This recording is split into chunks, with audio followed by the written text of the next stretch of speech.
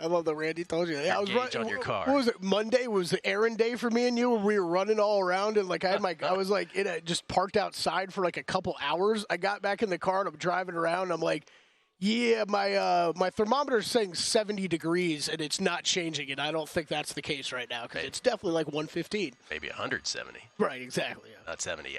So it's the dog days of summer here in Las Vegas. But we got a show for you, filled with guests, filled with actionable betting information. JVT coming up momentarily, talk all things basketball and baseball with us, all his plays. Will Hill with his, Chris Felica with his. Oh, Will Hill and Chris Felica, two Yankees fans back-to-back. I'm sure I'm not going to hear about any comments I made yesterday. That's coming up. Jason Weingarten as well with all his bets. I will go. I made a Cy Young bet. I made my first Cy Young bet of the year, and we will discuss that. And we will do it in a way that we've done on this show here on A Numbers Game annually, doing it very systematically based on a tried-and-true formula. And so sort of in the theme of what we were talking about with Cleve earlier this week in the NFL, like, all right, here are my tried-and-true NCAA championship formula. Here's my tried-and-true Cy Young thing that we do. We never really talk about in the NFL, which we will again momentarily about some of Cleve's stuff. Cleve TA, his football preview guide, that some of his parameters on certain awards. But that's what we're going to do with the Cy Young coming up later on the show. And I have made a bet, and perhaps it will trigger one for you. Also on the show, this can't be right. This can't be right, Kelly. It says here on the rundown, Deanna Colon, professional vocalist, songwriter, chef, and actress. Also the original Jardiance lady. Is that true? That's right. What have we done? That's right. Hour and 10 minutes. Would you like to hear from her, like, want to do a Sunbelt preview? The former. Let's go. Let's find out from Deanna. She is she got ousted from Jardiance, and I just want to find out what went down and how she's doing and what that whole ordeal was like, because I think it's a good case study for just anyone who receives hate and handles it. Yeah, it's a great thing to look at. I mean, I'm interested for her specifically. Quite a background with. I mean, she's done many reality TV shows. A professional singer, actress. Well, that's my first thing I'm going to say to her. Well, I don't know why I'm whispering because I don't think she's listening. But the first thing I'm going to say to her is, like, does it offend you that I go right to the Jardiance commercial? Because she's done all these other things. So it's partially that, or does she look at it as it was a boost to her career? Yeah. I mean, when you have people like us talking about it as much as we've talked about it. So we look forward to that as well. By the way, Wimbledon update. I split bets this morning. I have only one left. I thought that Elina Svitolina would give Elena Rybakina more of a challenge this morning, but Rybakina clinically defeating Svitolina, so the over did not get there. But I did, and I'm still mad at myself for this too. I had Barbora Krejcikova plus the games against Yelena Ostapenko. Not only did she cover the game line, she beat Yelena Ostapenko in straight sets. So I hate myself for this. Is when you're running bad and your numbers tell you should take the money line. You're like, I don't know about my numbers right now in this grass service. So you back up and you take the games, and so I hate myself even for winning that the way that we won it.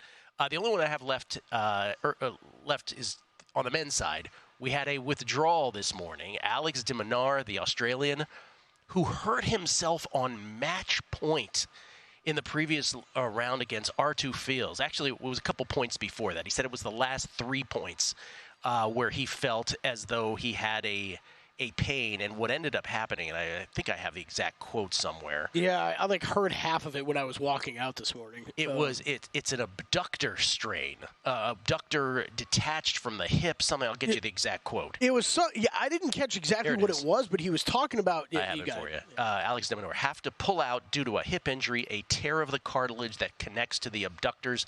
I felt a crack during the last 3 points. Had a scan, and it confirmed it was the injury with high risk of making it worse. Yeah. Olympics in danger, he says as well, which is the real, on top of that, for the Australian for that to be in jeopardy is a huge thing. So anyway, the long and short of it is the women's semis the women's semis are now set. It is Elena Rybakina against Barbora Krejcikova. Those are the two remaining players with the best grass court numbers. Rybakina 1, Krejcikova 2, and then in the other one, you've got Donna Vekic against Jasmine Paolini. Okay. Donna Vekic in her first Grand Slam semi. And then on the men's side, we have Daniil Medvedev, who upset Jannik Sinner yesterday. Sinner was ill. Medvedev gets through. He will take on Carlitos. Carlitos beat Tommy Paul yesterday. So Medvedev versus Alcaraz in one. And the other one is Novak Djokovic, who has had not only de Minaur get hurt on his side of the bracket, but also Hubert Urkacz get hurt on his side of the bracket. Also have Sasha Zverev get hurt in that match against Fritz. Taylor Fritz the other day hurt on his side of the bracket.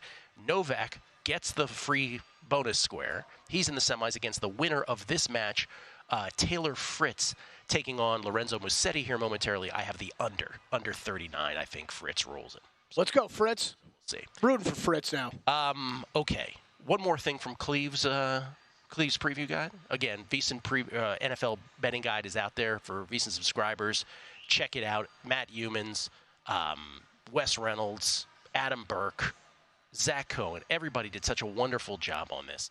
Our buddy Cleve has his own little free one that he puts out at Cleve TA just on his Twitter side. And we talked about alternate season win totals earlier and the amazing percentages that hit on those earlier in the week. We talked about Coach of the Year and the parameters he gives for Coach of the Year, and who that sort of applies to this year. He landed on Kevin O'Connell. Kelly and I were talking about it, and Jim Harbaugh just makes too much sense to me, quite frankly. Well, let's talk about another thing that he talked about, which is season wins in general. Forget the alternate for a second. Season wins in general, there's always exceptions. And we talked about, there's let's just break it down in three groups. There's teams that have season win totals of 8 or fewer. In between 8.5 and 9.5, which, by the way, ends up being like 12 teams right in the pocket there in the middle. And then teams that are 10 plus. So we're going to remove the 8.5 to 9.5 for the purposes of this discussion, which is 12 teams right in the middle. But there is always, and we can flash this up from Cleve, there is always at least a team or two that gets there from. So go ahead. Yeah, the numbers are, so since 2000, at least one team with a win total of 8 or less has made the playoffs. In 20 of the last 24 seasons, at least 2 teams have made it, okay? And then in the next one, so we're going to discuss what team do we think with a lower one could make the playoffs. And then a team with a win total of 10 plus has missed the playoffs every year since 2000. So which one of the ones with 10 or more will miss the playoffs? All right, let's start with the first group, where you said every year since 2000, at least one team with a win total of 8 or less has made it. 20 of the last 24, at least 2 teams have made it. Here are the teams that qualify for this year, that have season win totals of under 8. And let's try to identify the team or 2 teams that will get to the playoffs. Cardinals, 7 and I'll just read them off in no particular order. Actually, alphabetical order by their city or state, and then you can react. Okay. Cardinals 7.5. You think they get there? I do not. I don't. But I think there's a chance. Panthers 5.5. No. Broncos 5.5. No. Raiders 6.5. No. Now here's the one that Cleve identified the other day. Vikings 7.5. Probably not. I'm not so sure either. Patriots 4.5. No. Saints 7.5. No. I'm with you on all your no's. Giants 6.5. No. Here's the one where I think gets there. Seahawks 7.5. That's the one I wrote down. Seattle Seahawks. I just think the Pete Carroll subtraction is such an addition, and I think Mike McDonald is going to maximize that defense. I don't think they're going to have as conservative of play calling on offense. I just think, and they were great on first and second downs last year. They were great on first and second downs, as Cleve points out in his preview as well. Seahawks 7.5. Bucks 7.5. No. I agree. Titans 6.5. No.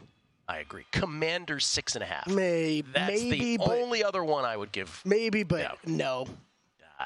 The only one I could, because this was the one where there, in last 24 years, at least 2 teams have made it. I couldn't get to 2. I can get to Seahawks. I couldn't get to 2. I'm with you. I get to Seahawks. Vikings and Commanders are the maybes. Vikings, Commanders, Cardinals for me. I would put in that next group. Very charitable of you. All right, the other category, a team with a win total of 10 plus has missed the playoffs every season since 2000. Which is that team? Ravens 10.5. I think I cheated a little bit here. No. Bills 10.5. No. Bengals 10.5. No. No. Cowboys 10.5. Cleve said yes. I'm going no on the Cowboys. I think they still make it. Lions 10.5. No. Chiefs 11.5. No. Eagles 10.5. No. Niners 11.5. No. It's either the Cowboys or the Eagles. Yeah, if we're going there, I mean, I think this is where the numbers okay. There's Dolphins and Jets. There's 10s out there on. I think my I did not include them because I saw 9.5. Yeah, my half-assed answer on this was the Dolphins. That doesn't count for this exercise. It doesn't count. It doesn't count. No. I think it's either the Cowboys or the Eagles. I think the team that doesn't win that division. I know it's a bit of a cop-out because I didn't name one of them, but I think that's it. If we're saying that, which, I mean, look, it's a small group we're picking from this, right? I just think it's Cowboys before Eagles for me. We talked about guardrails with Coaches of the Year. I just think this is sort of the opposite of that, which is open your mind to the possibility that teams you feel are good or bad might not be as good or bad as you think headed into the season. JVT on the other side. Jonathan Von Tobel. It's a numbers game at VSiN, the Sports Betting Network.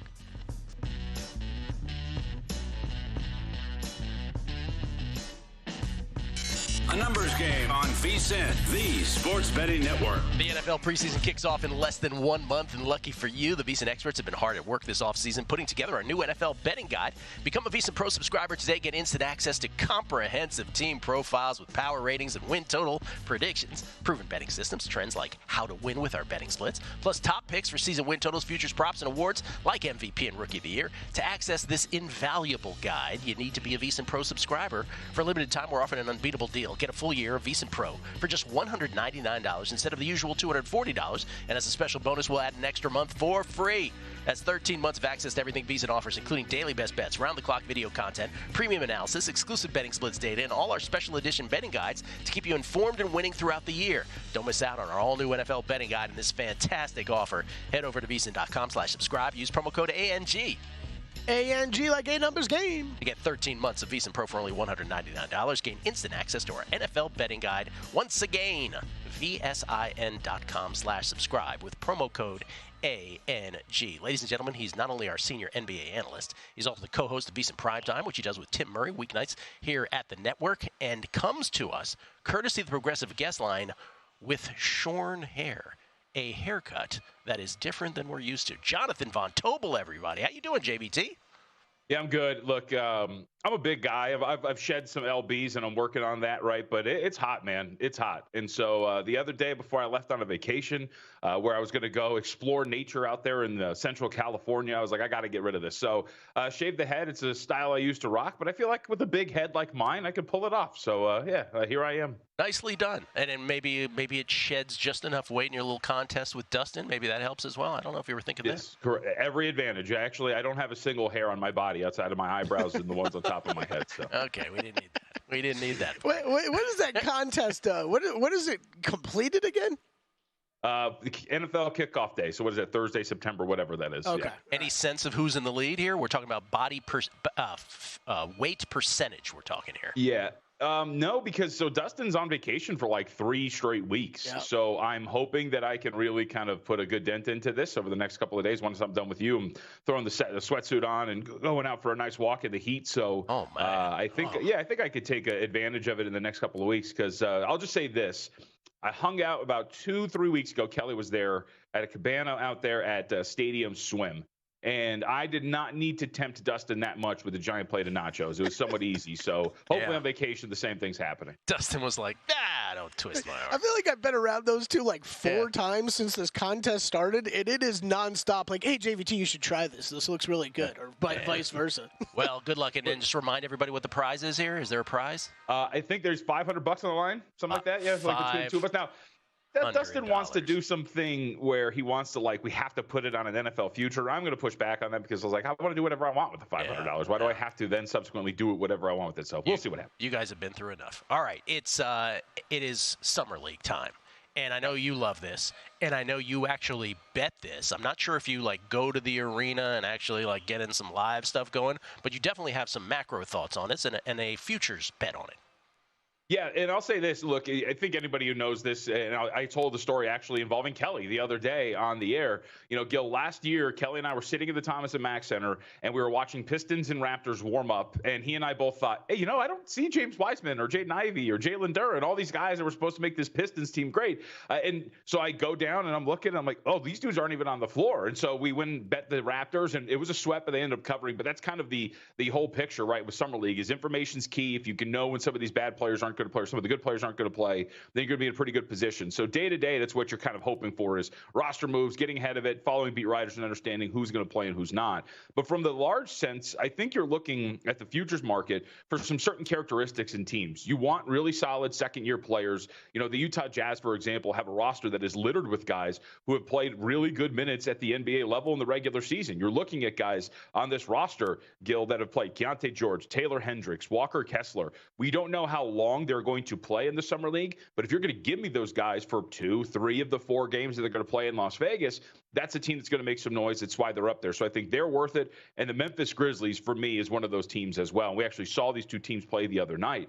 But again, a roster that is littered with dudes who played solid NBA minutes for them this past season. Led the way, Gigi Jackson is on this roster, who did a really good job for them. Jake LaRavia is on this roster. I think that when you look at teams that can have success in this setting, those are the guys that you want to look for. And I'll give a quick example. 2 years ago, Quentin Grimes was a second-year guy. He was heading into a second year, had played about 40 games, had averaged 17 minutes a game, dominated in the Summer League, carried the Knicks to a title game. He played the Portland Trailblazers, where Trendon Watford was in the exact same scenario, actually helped the Portland Trailblazers get there. Cavaliers were the same situation last year. So those are the characteristics I'm looking for. And those two teams, Grizzlies and Jazz, are going to be on the list for me to bet the Summer League when we get a vast majority of odds, because we're still waiting for a lot of places to hang futures on it. I was just going to ask you, do we have any at all yet on this? Yeah, so one spot, Caesars does have odds up. You can get the Grizzlies are at 18-1. The Jazz are the favorites at 5-1, and that's one shot. But I'm waiting because, look, evaluating these rosters is somewhat subjective. So I am going to see exactly what we're looking at and how other outlets really view these teams. Now, one out there has kind of set the market, so we'll see if they just kind of follow in tow. But I think at 5-1 for the Jazz, it's worth it at that price. So just sit back and wait. And if nothing else happens better, or if nothing appears that's better, then go there. And same thing with the Grizzlies, about that 18-1 mark. It is Summer League, Tour de France, Wimbledon, that kind of year. It is also an Olympics year. Soccer tournaments, I mentioned, is, of course, all the time.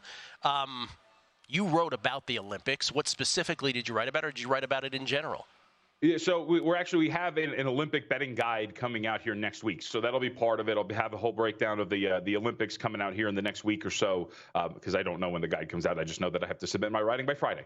But I will say this, that when you look at this, the format, it's pretty understandable why the U.S. is such a heavy favorite, right? One, the roster is great. But two, they are pretty much, nothing is guaranteed. But you look at their group, Gil, where you're talking about Serbia, South Sudan, and Puerto Rico. Two of those teams, South Sudan and Puerto Rico, 400-1 and 300-1 respectively. The top two teams make it out of group, and then third place teams makes it out, or the top 2 third place teams. So 8 in all move on to the next round. Team USA is all but guaranteed to move on to the knockouts. After that, the way the bracket falls, we don't know, because there's a random draw. But this team is going to find itself in the quarterfinals. More than not, they're going to find themselves in the semifinals. So the path is there that it's understandable they're minus 500. But having said that, Canada and France, for me, are the 2 plays here to make at 11-1 and 14-1, respectively, and or better if you can find it. With Canada, the guard play is insane. When you look at what the Canadians bring to the table with their basketball roster, we kind of know it at this point right now if you've been paying attention, but Shai Gilgeous-Alexander, Jamal Murray, Lou Dort are among these guys. Nickeil Alexander-Walker is here as well. Their backcourt and wing play is going to be awesome. I think they have some questions up front, which is going to be a problem when you take on teams like France and the United States. But I think your guard play is so good that it's going to get you very far here in this setting. And then France, Gil, I don't know if you've seen this. The French are playing Victor Wembanyama and Rudy Gobert together. Like, they're on the floor together at the same time. They're running plays together. That's going to be such a nightmare. And you also have the home court advantage, right? You're the host nation. That really helps you out. When I get those two, the format where I'm pretty certain those two are going to be moving on, I think that those two are very much worth taking 11 and 14-1. And we'll get a glimpse of that later tonight when the Team Canada plays Team USA in a little bit of a friendly and a tune-up over, I think it's a T-Mobile. But regardless, those are the two that are worth betting to me. Canada and France, I think those odds are very much worth it. And I'll ramble, but the last note on this, Kevin Durant is dealing with a calf strain. He's not going to play tonight. And it's the summer of the calf, right? Giannis Antetokounmpo, all these guys who've been dealing with this. That's not the greatest for a Team USA that is trying to build this offensive continuity. They're going to be awesome on defense, but the way you play offense is going to be a question. To have a mid-range scorer like that can do it on zone is going to be really helpful. And if he's not going to be available, it's a big blow. And Andrew Wiggins decided not to play for Canada? Yes, him and Zach Edey, they were both on the training camp roster, but both were removed for different reasons. But you still like them, though. They're still stacked. Okay. Yeah. I think I'd like Zach Edey there a little bit more, right? Like I said, like the center position isn't really great. UNLV's own Kem Birch is there, but he's a little long in the tooth. So I would like a little bit more there. So I think that's why they're using both Canada and France, I think, are worth it from an odds perspective, because their odds should be shorter. Yeah. Again, how quickly will Wembanyama say to Gobert, I can't believe you won that Defensive Player of the Year award? The minus 250 favorite to win Defensive Player of the Year. You put it up. You put it up, and I was just immediately angry because I knew this was coming. We all knew it was coming. Okay, last thing in our last minute here. You did make one Major League Baseball bet season long. Yeah, I'm just kind of turned off by the Mariners at this point, right? They had a massive lead in the American League West. That's now down to about 2 games. The Astros, as you well know, right, had a very good month of June to make their way back into this race. Their pitching has really turned around when you look at the guys that are in that rotation. And I think when you look at the Mariners, are they going to make a trade? We're talking about 22nd away to runs created plus. That lineup has not been very good in many different offensive metrics. And I don't know if you can dip into the pitching with Wu's injury. So I think we get another scenario as last year, Gill, where they petered out the end. They missed out on the postseason by a game. I thought it was worth it about plus 150 to take a wager on that team to miss the playoffs. I'm not very confident what the Mariners are doing at this point right now. Yeah, it feels like a pretty consensus opinion at this point, but good on you getting it at plus money with the Astros and the Rangers now. Rangers have won 5 in a row. They finally have woken up. That's their longest win streak of the year as well, currently. Thank you, JVT. Appreciate it as always, man. Thanks, guys. Appreciate it. Jonathan Von Tobel at me, JVT, on the old Twitter machine. Doing Olympics for the Olympic guy. By the way, Olympic opening ceremony is, what is that, July 26th, I believe? Is it July 29th?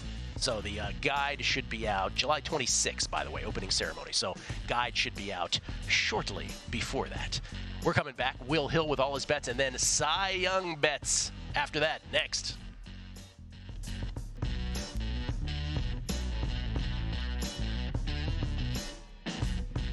A numbers game on VSiN, the sports betting network. Back on a numbers game, live from Bar Canada at the D. Still to come, my Cy Young bet that I made. We'll do it systematically. That's coming up. And we'll also talk to Jason Weingarten, Chris Felica, and Deanna Colon, the original Jardiance lady. What is your excitement level for the original Jardiance lady, Deanna Colon?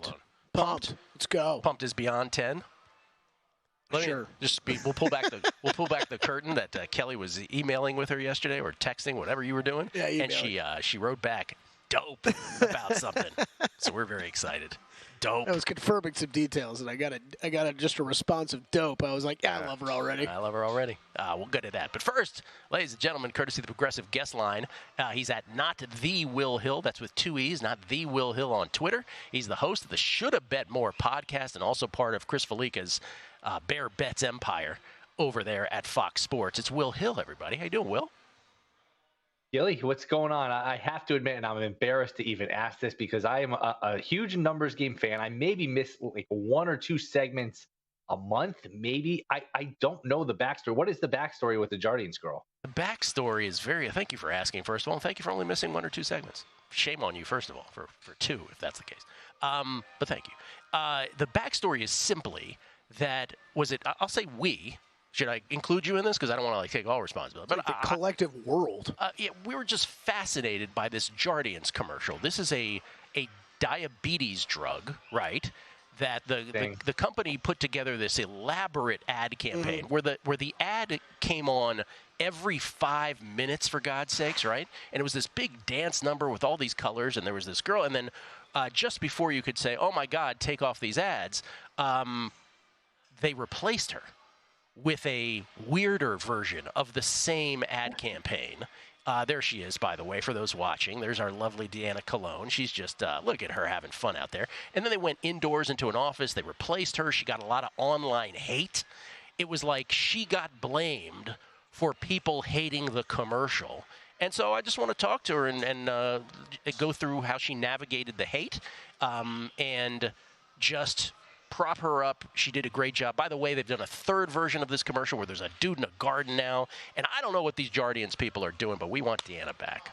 There's your answer. This was a segment a while ago or something? This was a segment you spent? Because I don't remember the segment where you guys talked. There's no segment. It's just me talking out loud. Okay. Yeah. Brought it up and then randomly, I say to Kelly, I was like, we should probably get the Jardiance girl on. And Kelly follows through on it. Next thing we know, we got her on the show. And then this morning, we're like, he's more than a producer. What? That's why he's more than a producer. Exactly. Then, was it last night? We're like, are we really doing this? And so here we are. Thanks for asking. I do remember around the NCAA tournament, you did like a top 5 most annoying commercials. Because remember, there was the Chet and Shea Alexander one. Oh, yes. And there was a few of the others. So maybe that's what it was. Oh no, Jardiance never was annoying to me. But that conversation was around that. Around that time. That's right. Yeah, what won the most annoying was Shea and Chet. Shea and Chet, yeah. That was pretty bad. Yeah, there was a "Don't Let Me Go" iPhone commercial too. Yes, There's a few of them. Yeah, because the NCAA tournament, we talk about it for Super Bowls, but the NCAA tournament, my God, you have to watch them for 4 days. Yes. Okay, let's get this straight, because I always get this confused with you. You're a Yankees fan, you're a Vikings fan. Yes. Which is odd, and you're a Lakers fan. Of course. Okay, first of all, how did the football thing not end up as the Cowboys, I think is the obvious question. Oh, stop it. I have to go. I'm leaving early. I think I just like purple as a kid. The way the Yankees dodge that is we had season tickets, so I used to go to games. But I think it was just I had baseball cards, football cards, and I liked the uniforms. I think it was nothing more complicated than that. Okay. I won't ask about the Lakers. We'll leave that for another time. But I want to establish that you're not a Jets fan, because I sometimes mistake you to be a Jets fan, but you did make a bet on the Jets. Yeah, this is not up at DraftKings. There's such an elaborate menu, so give credit to them, but I don't know that it's up. I'm sure they'll put it up. I remember Jared Smith was telling me they have it at 15-1 at Circa for last undefeated team. They do play at San Francisco right away, right off the bat, that first Monday Night Football. But after that, it's a lot of Titans and Patriots and Broncos, Vikings on a neutral field. It's not impossible. Like if they beat the 49ers, there's a path where they get like 6-0, 7-0 and cash this ticket. So I think, if you can get 15-1, I'm sure DraftKings will post it at some point. I'm sure these legal books, if you shop around, you can find it, especially as the season comes closer. But after the 49ers, that schedule is pretty cushy. So I do think that's worth a bet. So a bet that could go down in flames right off the bat, but if you get through it, it's in good position. Okay. Let's go to baseball.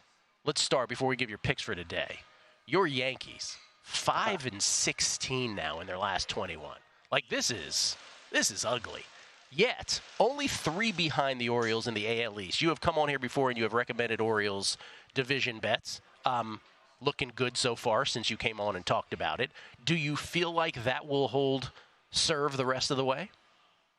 I'm afraid to answer this question now because you said yesterday that me and Fleek are crybabies. There was a lot of name calling, so I can't even evaluate this team properly without getting labeled and attacked. Yeah, there's a million holes on the team. The lineup outside of Judge and Soto, and you can add Ben Rice, who's for those old enough to remember people making comparisons to Kevin Moss back in the day, where he was just like kind of a one-hit wonder and he was hitting home runs right away. Outside of that, there's so many holes in the lineup. The bullpen is awful. Awful might be strong, but they don't get a lot of swings and misses. The starting pitching, which was due for regression, Gill, Rodon, Stroman, those guys are regressing. So it's all kind of happening at once. I don't think it's this bad. I mean, they're not this bad. Nobody's this bad. But they are still 20-1 at DraftKings to miss the playoffs. I don't think that's a crazy bet. I do think Baltimore wins the division. I think Baltimore's got just a better, deeper team. And Baltimore's got more to trade, too. So any of the Garrett Crochet, Mason Millers, any of these guys out there, and the Yankees need all the help they can get at the deadline, the Orioles can outbid them for all of that stuff. So to me, the Orioles, I didn't look what it was this morning. It's been even cheaper than I expected. Still in the -130, -135 range. You missed the better prices, but hey, you got to play the ball where it lies. I still think that's a good bet. And if you told me you bet them 20-1 to miss the playoffs, I can't argue with you. They're only, I think, 5 up now in Kansas City for that final spot. The way they're going, I mean, there's a lot of time left, a lot of runway left, as you say.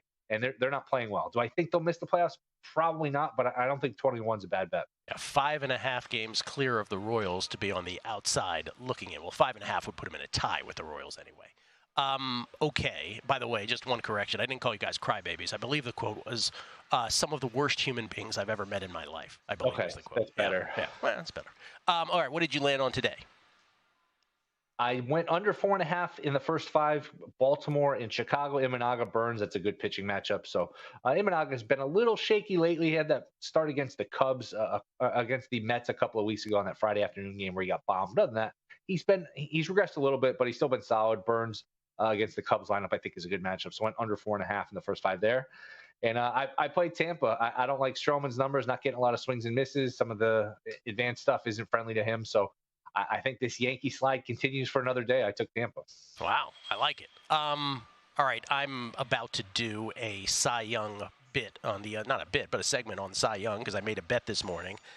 Did you bet anything AL or NL Cy Young thus far?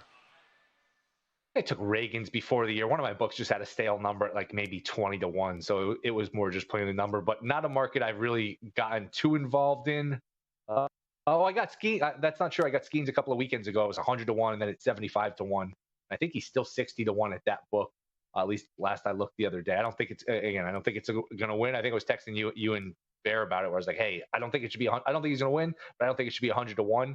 But nothing major. Now, what league is this? Are you going to ask me to guess what your ticket is? Oh no, I'm not going to ask you to guess because that would spoil the segment on the other side. But well, you can guess the league. Let's put it that way. Guess the league. Yeah, I won't. You can't guess the player, but guess the league. I'll say American League. I don't know who you have in mind. You are correct. All right. It is a bet in the American League. Okay. I don't think it's going to be Shane Bieber. You don't think it's going to be Bieber? Okay. We'll have a tried and true method that has picked every Cy Young winner correctly since the year 2017. So what is that? That's a grand total of 14 Cy Young, 7 in each league.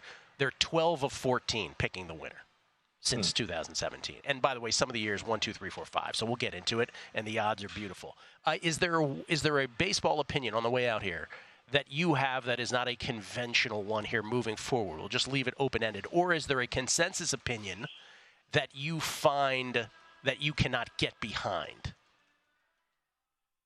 Seems like everyone's just very quick to hand the Astros the division. I want to argue with it, but man, Seattle does swing and miss a lot. Seattle does have a lot of trouble on offense. So I would love to be the contrarian and say, all right, Seattle's pitching is going to emerge and they're actually going to win the division, just be a little different. But I don't believe it. So I don't know. I think the Mets at plus 175 is not bad to make the playoffs. I like their lineup. It would be interesting to see how they play the next couple of weeks. If they play well, I think they'll add stuff. And this new age of baseball, people are going to look at Arizona last year and say, hey, why not us? Why can't we get in and make a run? So Mets at plus 175 is not bad, but not much other than that. Yeah, who are your 3 NL wild cards? If Mets is one of them, who are the other 2?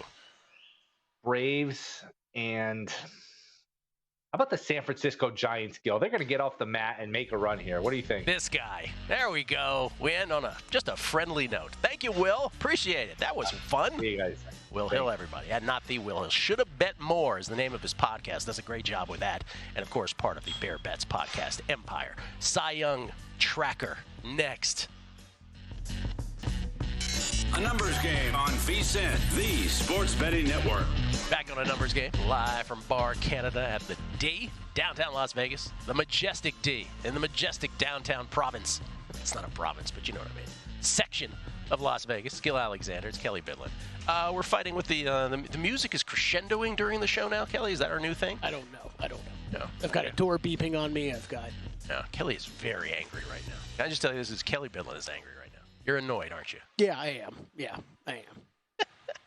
So I'm sorry. Got a door beeping we brought up an hour and a half ago. You don't often get annoyed, so I just want to point out to I got the classic, is there anywhere to sit at the bar? Let me go sit right behind Kelly and light up a cigarette going on. That's great. We get a lot of tweets. We get tweets. There's a lot of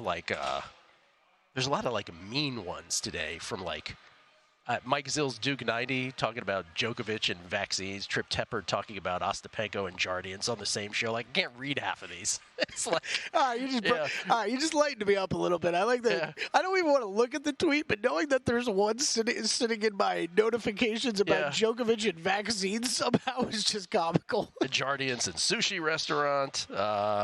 There's a whole bunch of ones. Anyway, these are all creative, and I appreciate them all. Oh, Jesse Welch says, we also need to find out if she's related to Bartolo Colon. That's right. We got to ask that. I don't think we do because I'm not sure if Colon is her original last name. Is it? I don't think it is. I don't think it is. I think I discovered that in my research. I think we discovered that she is not related. No, you know the one. We can do the behind-the-scenes conversation on the air. You know, the one question I forgot to text you that I feel like needs to be the lead question is, now that we know she's a professional singer. Yes, sir. Is it her singing the song and having wrote the song? So glad you asked that. Because she writes songs. Right. She's had songs and everything. For a second, I thought the same thing. I was like, is she singing that song? I kind of think she is. So I don't know. I don't know. It would have been clear that she did at some point in one of these articles. By the way, we research our guests sometimes. Gill, all I know is after diving deep in that yesterday, I feel very lucky to get a paycheck because, oh my God, when there are, we thought we were being all clever, having this discussion about this. Yes. How many other things did you stumble upon where it was YouTube video by unknown company uncovers the truth behind this? And I'm like, wait, what? Yeah. We thought we were real. Right. Someone spent 12 minutes on this already. What? All right. I made a bet this morning. I made it in the Cy Young market of the American League. Before we get to the American League, we'll start with the National League. But I want to set this up as we do every year when we talk about this. And this is the theme sort of the week because Cleve had his NFL betting preview. And one of the things I've been talking about is, and I raised my hand, wow, when I'm talking about, MVP and Coach of the Year in the NFL, I really have to keep these parameters in mind, these guardrails that have been tried and true through the years that Cleve so nicely put together in the same way that I do the NCAA championship formula every year, that it's really not that hard to narrow it down to a winner every year if you just follow these 5 or 6 little points. Well, when it comes to Cy Young, it's even much more clear than that. There's a gentleman by the name of Tom Tango.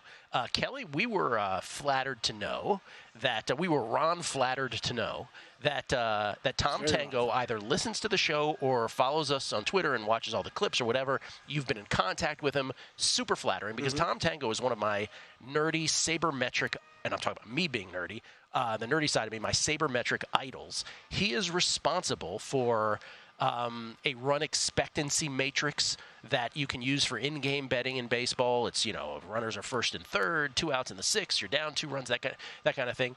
But it really doesn't have to do with the score when it comes to run expectancy matrix. It's just about situation and outs and who's on base, percentage of run expectancy in those situations. He's also the creator of fielding independent pitching, FIP, which I have used in handicapping baseball for a decade and a half now, and everybody uses it, casually now. Everybody knows about fielding independent pitching. Tom Tango was responsible for that. From a betting standpoint, what is perhaps even the most direct route to winning bets from Tom is his Cy Young formula.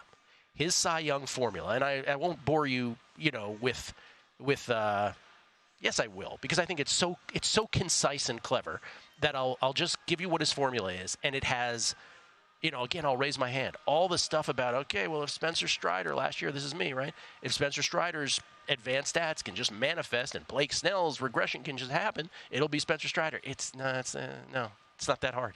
Here is his formula. Innings pitched divided by 2 minus earned runs plus strikeouts divided by 10 plus wins. That's it. Now, you don't have to commit that to your memory. I'm just saying, it's all basic baseball card stats. And since the year 2017, he has picked, out of the 14 possible Cy Young winners, 12 of them dead on. The only times he's missed on them, 2021 in the National League, Corbin Burns won it. He had Walker Buehler. 2020 in the National League, the pandemic years, I don't even know if that counts anyway. He had, Trevor Bauer won it. He had Yu Darvish winning it.